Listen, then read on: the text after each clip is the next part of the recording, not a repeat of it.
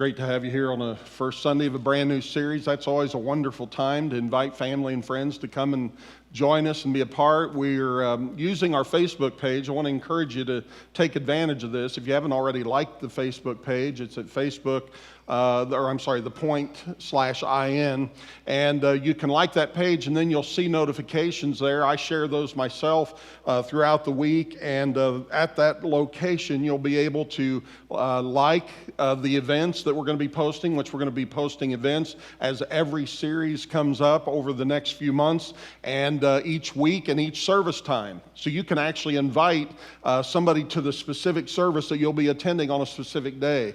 And so I really want to encourage you to take advantage of that and the resources that we provide on our website at gotothepoint.com. But I'm so glad you're here today because we're starting a series called For Seymour. Several years ago, Simon Sinek did a famous TED Talk called Start with the Why. Start with the why. And the idea was that when we do things, we need to know why do we do it. Because the why behind why we do it will define the how, and that just makes sense. And but I would tell you from a church standpoint, and personally as well, that the why is not the hardest part. Sometimes the hardest part is sticking with the why or staying with the why. And that's true with any business, that's true with any organization, it's true with individuals, and it's also true for a church. And so today I want to talk to you about our why and how we're trying to stay with the why or stick with the why here at the Point. I suppose most of you have heard the saying that the main thing is to keep the main thing the main thing. That kind of originated with a guy by the name of Stephen Covey many years ago in a book, 7 Habits of Highly Effective People. And, the main thing is to keep the main thing. And businesses, organizations, and people, we all have a tendency to drift. We drift away from the main thing. And one of my responsibilities as the pastor of this church is to try to do everything I can to help keep the main thing the main thing. Now, it may look easy, but keeping the main thing isn't easy. You probably know that anyway, but I'm going to tell you this. It doesn't just happen. It won't just happen. We have to be purposeful and we have to be intentional to make sure that it happens. And otherwise, what happens is there's a tendency for us to drift away from the main thing. Our purpose gets lost. Our vision gets cloudy. And we lose sight of God's goal for us as a church. And that's how so many churches get wrapped up in so many things. They just kind of keep adding things to the calendar. Somebody comes along, they've got a good idea, and it's like, hey, that's a good idea, let's do that. And that's a good idea, let's do that. And they just keep adding things and adding things and adding things, and they forget the why. Why are we doing this? What's the point? They just know somebody had another good idea, and soon they're bogged down with all kinds of good things. Unfortunately, what happens, they may look back in a few months or even in a few years and realize suddenly that the main thing isn't the main thing anymore. Anybody ever see that happen in a church or a business or an organization or maybe even in your own personal life? I think all of us have. And I want to share with you just a simple leadership principle that'll help all of us keep the main thing, and you'll understand maybe a little bit of the reason why behind some of the things we do. But the principle is so simple and yet it's so powerful when it's implemented. Here's the principle, just simply this: leaders are repeaters. Leaders are repeaters. Leaders have to get on message, stay on message, and keep repeating their message over and over and over and over and over again. That's the way it seems. That's how we keep the main thing. Because it takes a while for the why to stick. It takes a while for the vision to stick. So let's talk about how does that apply, for instance, in parenting.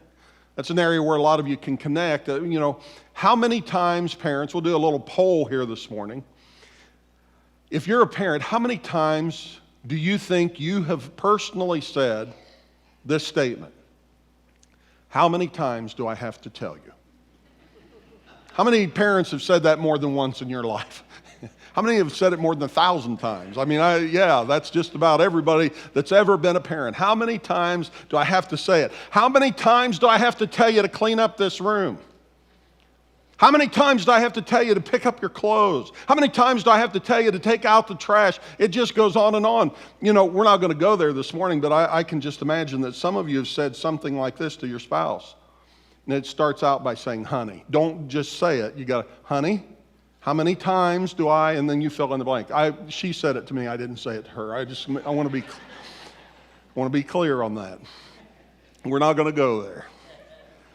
But every parent, every boss, every employer, every employee, every teacher, every pastor, every leader has asked this question numerous times. How many times do I have to say it? And the point is, if the message is worth remembering and implementing, it is worth repeating. If the message is worth implementing or remembering, it's worth repeating. That's why you'll hear me constantly talking about our mission here at the church. You know, you ought to be able to repeat it back to me when I say our mission is to make disciples by pointing people to Jesus and connecting with each other. That's what we're about. You hear us talk about that. We talk about the weekly 3, challenging everybody to make a 1-hour commitment to each of 3 practices during the week to worship, to connect, and to serve. Those 3 things are things that we think will help you grow in your walk with the Lord if you'll commit an hour to worship, to connect, and to serve. I'm going to give you a quick example that most of you will be able to relate to from the business world. How many of you are Chick-fil-A customers or Chick-fil-A fans? Would you raise your hand?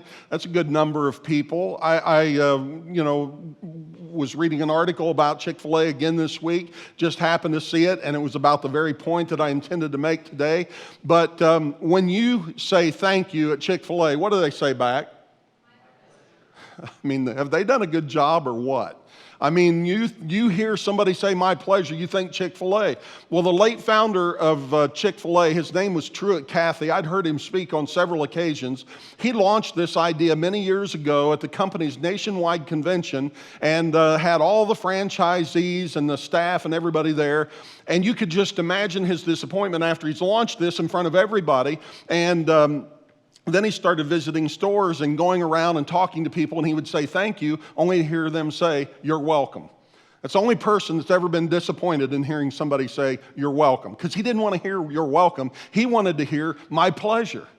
And so rather than getting angry about it, he just decided he was going to start using my pleasure over and over and over and over again. He just beat it to death, and he began repeating it because leaders are repeaters, and it is estimated that it took 5 years to get that phrase, my pleasure, to stick. But it finally did, didn't it? Because you know what it is. When I bring it up to you today, you know it. It finally did stick.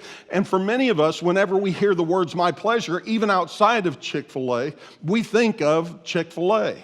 Whenever I hear somebody say it, even around the office, I think of Chick-fil-A. It's virtually,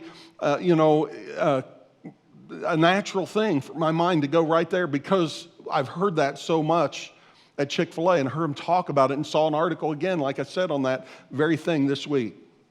It's important for us as a church to stay on the why. And to help us stay on the why as a church, I want to answer a question. I want you to think about this first. What do you think we're here for? As you think about the local church, what are we to be known for? What are we here for?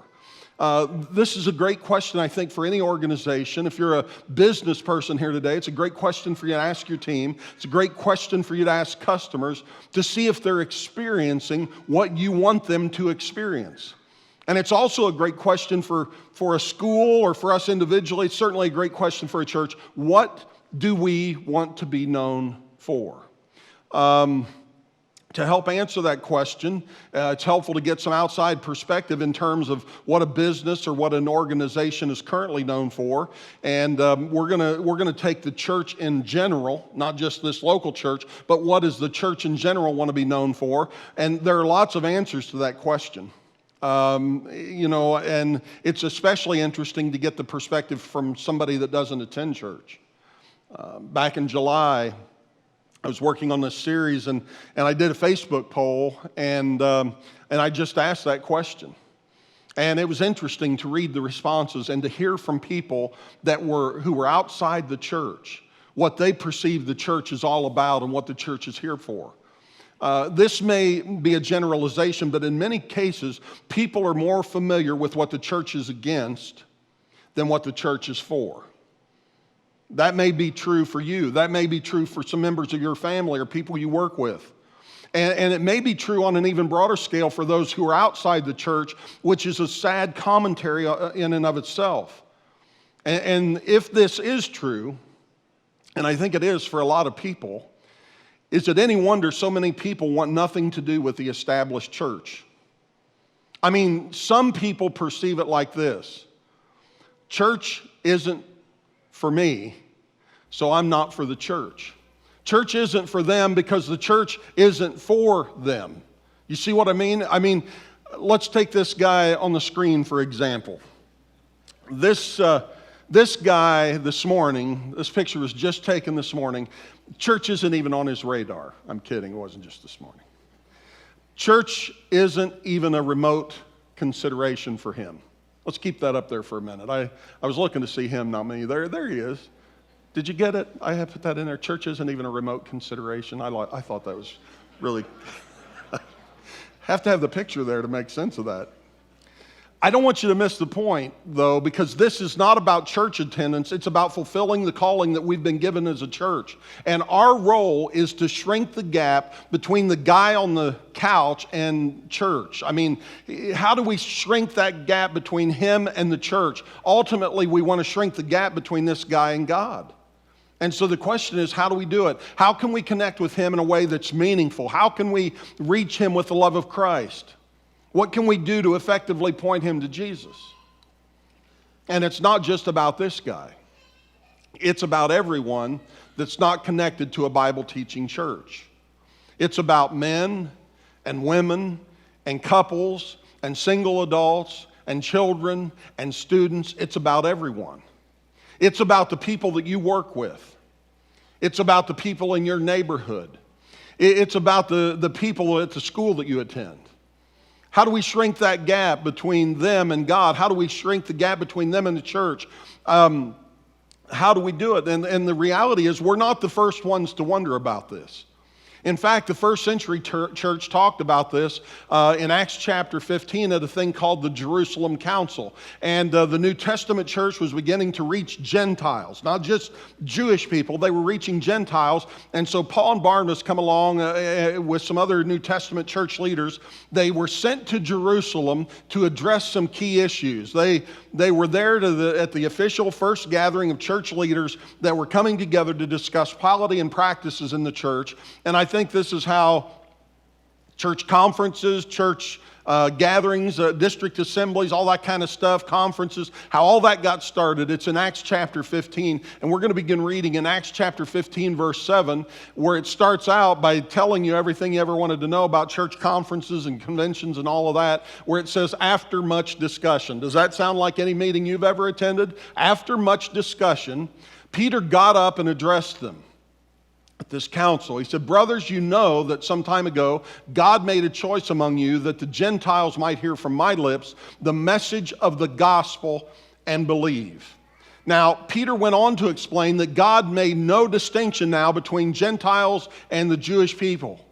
These leaders were trying to decide whether or not male Gentiles who were becoming followers of Jesus were required to become circumcised like their Jewish counterpart. And at that time in history, most of the followers of Jesus were Jewish by birth. And so that meant that most converts would have naturally been connected to Judaism, which meant they'd already been circumcised. And so the Jewish people believed that all males should be circumcised according to the Mosaic law in order to be considered God's people. And so there they were debating the requirements of salvation.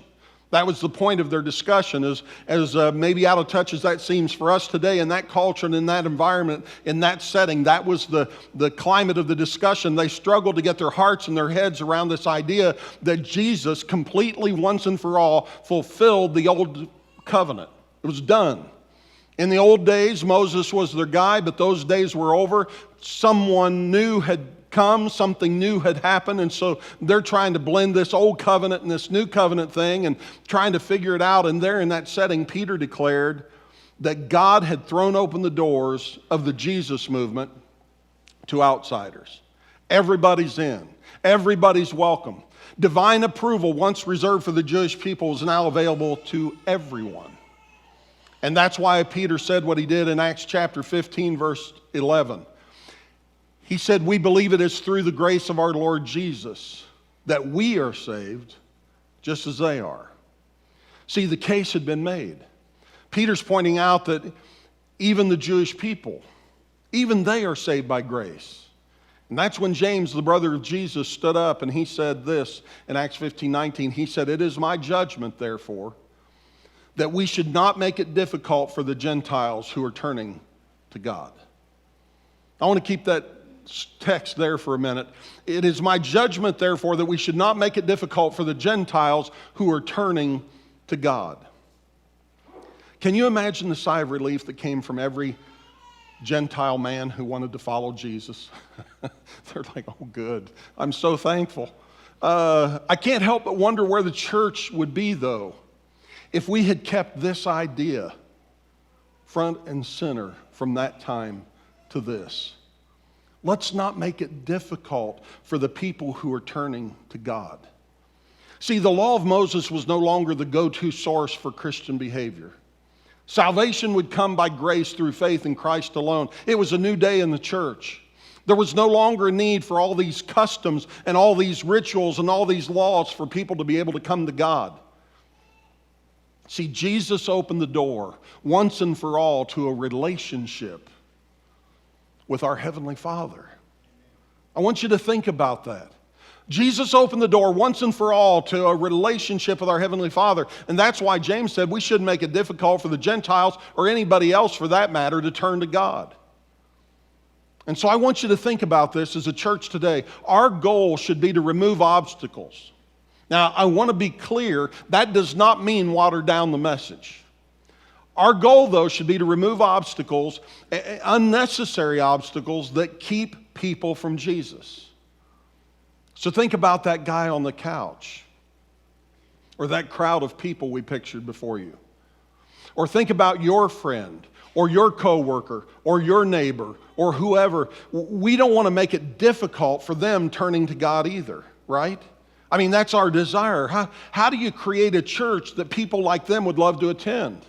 How do you connect with the person who has no interest and quite possibly has already said no to the church, and maybe even they've said no to Jesus? How do we connect with them? Which brings me back to the question, what do we as a church want to be known for? What do we want to be known for? For so long, the church has been all about what it's against. Wouldn't it be better to be known for what we're for? I mean, what do we want to be known for? Our answer should be we're for Seymour and the surrounding area, the communities in this area.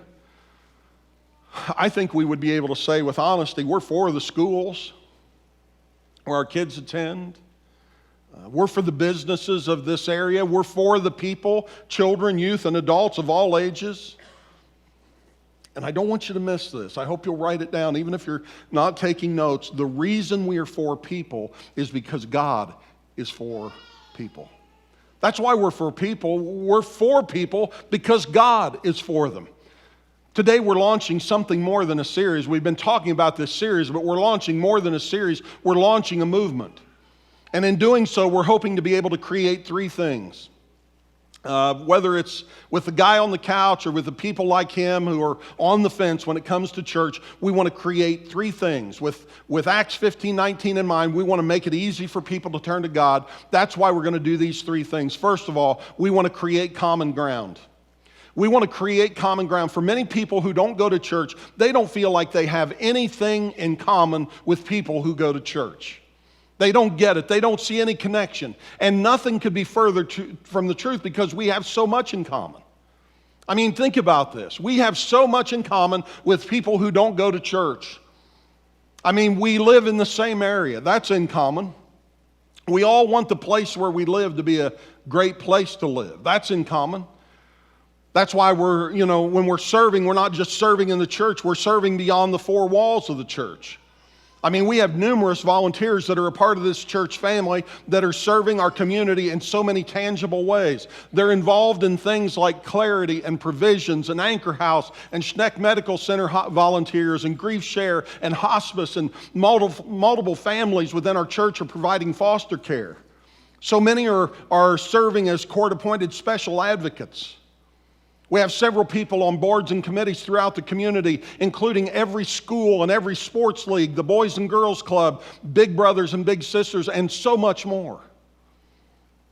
I think it'd be fair to say the church has left the building. We've gone outside the walls and we want to continually do better. We want to make our community better. And when we create common ground in this way with people in our community, we get to say, hey, you want this to be a place that's a great place to raise a family? Me too. See the common ground there? You want businesses where we live to thrive? So do I. You want schools where we live to be great? You know what? Me too.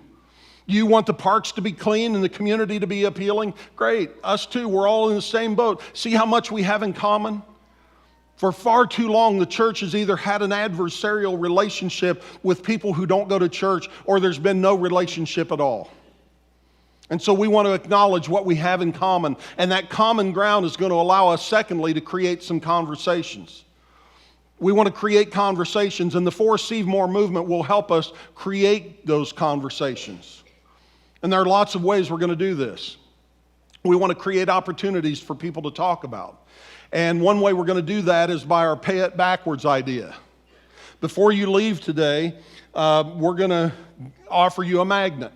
And it's like the one that I hold here in my hand. It's just a great big magnet that says For Seymour.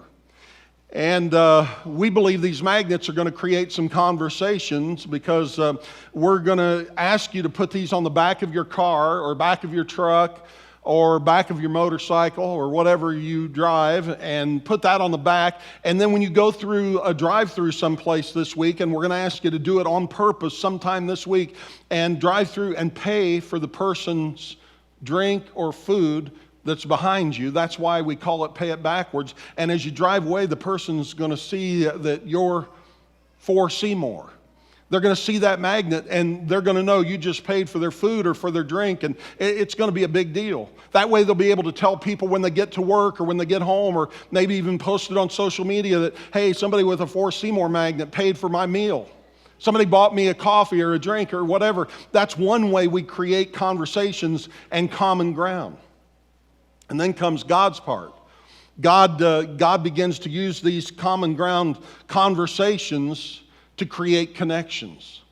He's going to create connections. God has a way of taking moments that happen and conversations that take place, and He can begin to shrink the gap between people and the church, and ultimately between people and Himself. He can begin to shrink the gap between lost people and Himself. And what I'm asking everybody to do today, what I'm asking you to do as a part of this church family, is to help create common ground with people in our community, to create conversations, and pray that God will create these connections. Because as we've said, for far too long, the church has been known for what the church is against. Wouldn't it be great if we could be known for what we're for? Wouldn't it be great for our communities to know that we are for them? And more than that, that God is for them?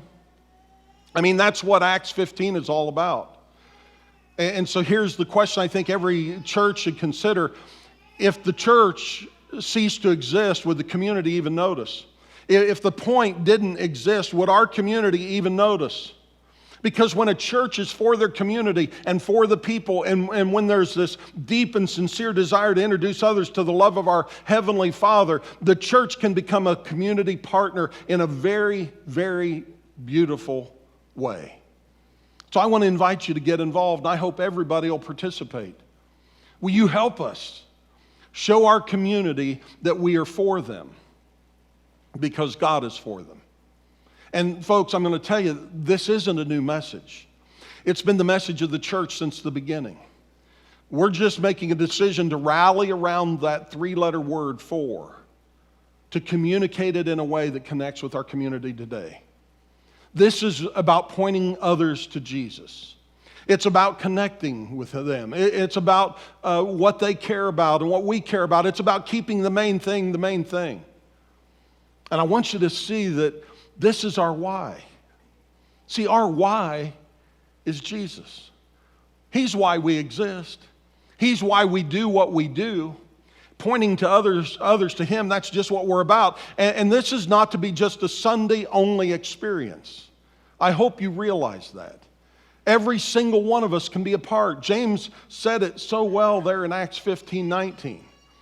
It is my judgment, therefore, that we shouldn't make it difficult for the Gentiles who are turning to God. And so I'm giving you a call to action this morning. And just to be clear, I'm going to give you 3 clear action steps. This is how you can get involved. Number 1, display a For Seymour magnet. And you're going to have a chance in just a few minutes to stand up and by doing so say, hey, I'm ready to take a stand. I'm ready to get involved. I want to be a part. And you're going to stand up and somebody's going to come by and hand you one of these magnets. And we want you to take it from here and we want you to put it on your car. And if you're a kid or somebody that says, hey, I don't have a car, then put it on your locker at school. Put it on the refrigerator in the break room. Do not, and I repeat, do not put it on your refrigerator at home. This is not a refrigerator magnet for the house for you to look at when you're going in there to get your midnight snack. We want this out where people can see it. And so we want to make those available for you to put it someplace where it'll be seen. That's step number 1. Everybody can do that. You could help out by doing that one thing, display a For Seymour magnet. Get involved in number 2 and pay it backwards. Go to a drive-through this week and pay it backwards. Pay for the person right behind you. Don't do what I read about a guy the other day where he paid it backwards by paying for the person's food and then taking their food. Don't do that. But you can pay for their food and they're going to see the magnet. And thirdly, you can connect these two. Hand out this For Seymour card, this little disc. It's the same thing. Those are going to be available as you walk out for everybody today. And you can take several of these with you.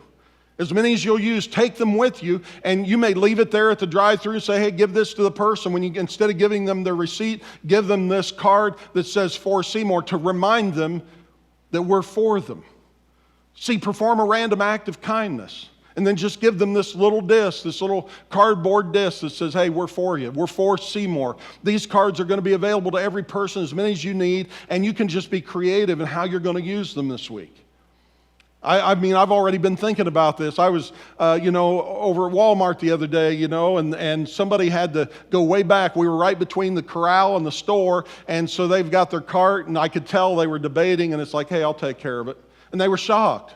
And it's like, it's no big deal for us to just do a random act of kindness. Now, I didn't have a For Seymour card, but wouldn't it have been cool to be able to say, hey, I'll take care of that because I'm for you, I'm for this community, and I care about you, and we're in this thing together, and let's help each other out. You could go all kinds of places and do things like that. I will say this, and I just want to make this clear. If you're over at Aldi, make sure if you take their cart back, you give them their quarter too. Don't just try to get out of there taking their quarter, okay? Because it defeats the purpose. That defeats the purpose. But can you imagine all the creative things that people could do this week? To be able to say, hey, to our community, we're for you.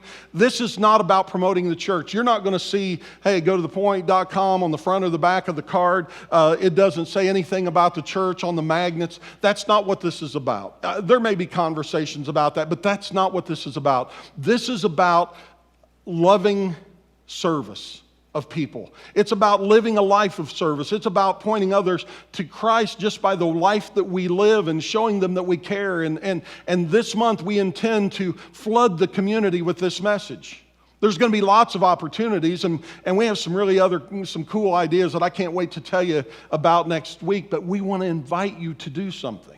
And so the first thing you're going to get to do this morning is don't just sit there. We're going to say do something. The first thing you're going to do is stand up and receive this magnet as we watch a video challenging us to do something. It's a Matthew West video. It's great. And I want you to let God speak to you about what a difference you can make in your world starting today as you receive the magnets, as you receive those placards on your way out, thinking about what can I do to make a difference. You can do something. We can all do something.